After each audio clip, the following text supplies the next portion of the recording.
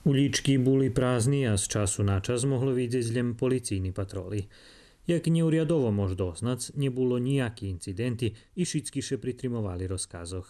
Komandant štábu za pozariadovo situaciji opštini Kula Damjan Miljanić vidal rozkaz po ktorým pohostiteľní objekti u opštini môžu robiť od 8 po 18 hodin.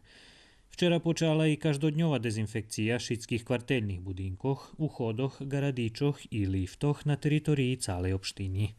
U Kuli formovaný štáb za pomoc starým u všetkých mestoch opštiny, tá i u ruskim keresture.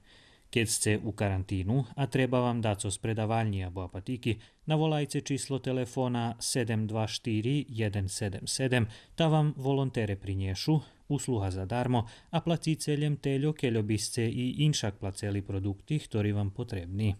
Keď slovo o poživi, najväčšia predavalňa u opštiny polna so spoživovými artiklami, robia 11 kasy, takže niet húžví zatrimovania a otvorená je každý deň po 19 hodín.